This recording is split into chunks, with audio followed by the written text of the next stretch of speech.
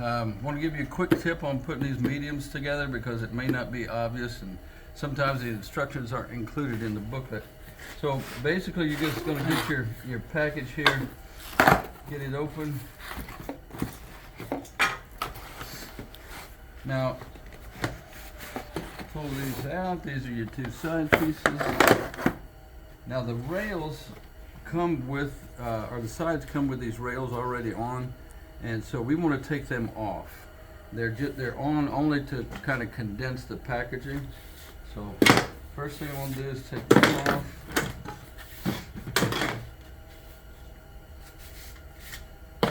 And then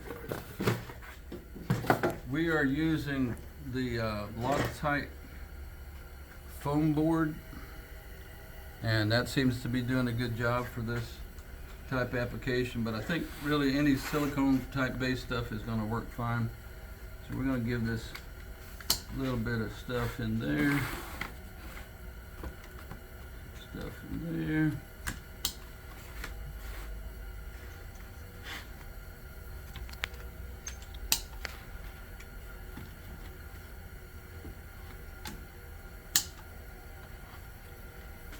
Okay. Now at this point is where we want to put our corners on. Now the nice thing about it is you can't put stuff in the wrong place, but the corners are sometimes difficult to figure out where they go right away. So we've got one corner that's got the screw, right? So it's got to be able to go into there and then be able to screw on the side piece as we pick it up. So these are both bottoms. Here's the top corner. Okay. So this is like the tedious part of the whole thing. All right. One thing you can do is just separate all these corners all at once. So you have 4 corners with 2 each. That goes in here.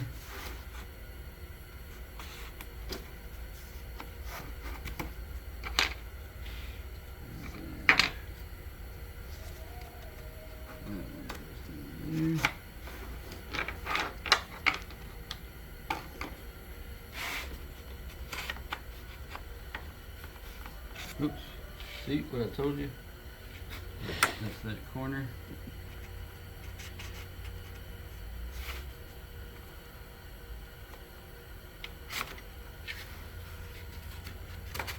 That corner. And then this corner.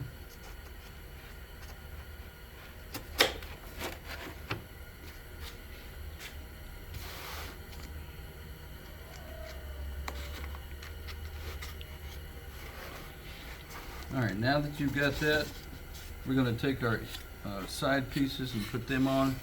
If you'll notice, there is a small arrow punched in right there, and on the inside of this one we see the arrow. Those all point in the same direction, generally in the up position. So we can put these guys in and make sure they slide into the edges of that as well. Another good way to know is the handle out. But another wonderful design thing is that you can't put them backwards because they're different size tenons and they won't fit in the wrong direction. All right, so now we're going to get our faces here. Everything up on the side. Okay, so now it's good to go. Now what we have found is that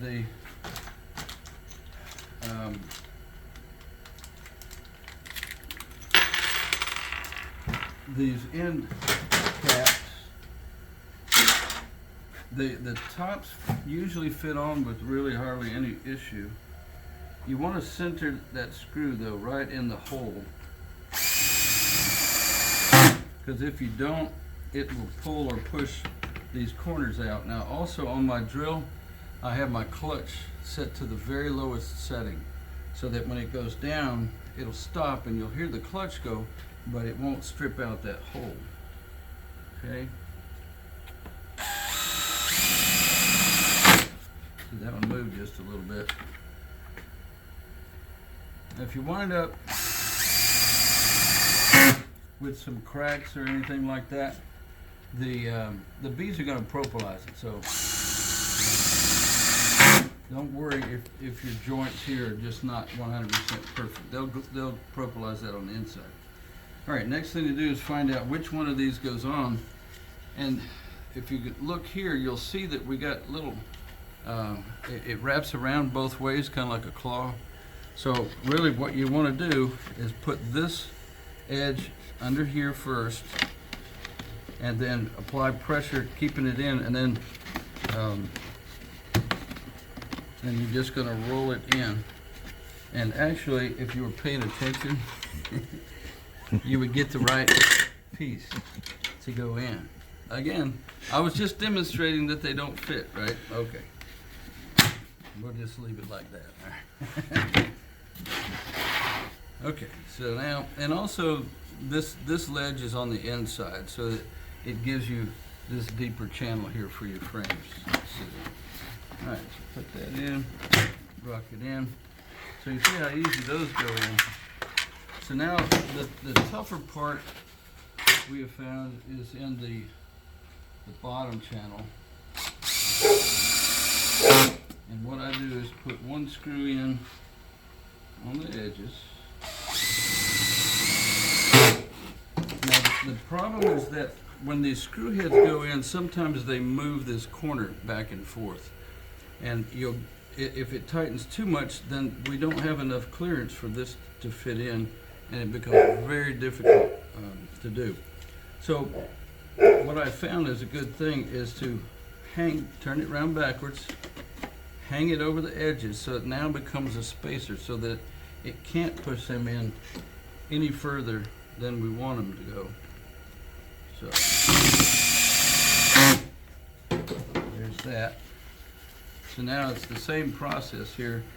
These we find sometimes are a little bit more challenging.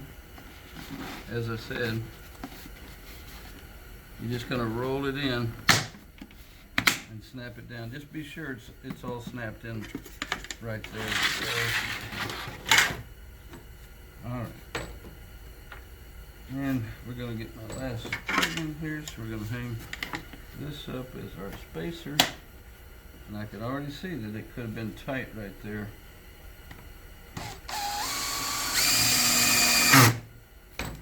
Alright, so now same thing, roll it in and press it down. Now, it may be that you might need a persuader rubber hammer if you find that a little bit difficult, but the key to this thing here, we got to take these off, put the corners on, and then when you get to the bottom rails, use this as a spacer. And that will help you get them all done. Thanks.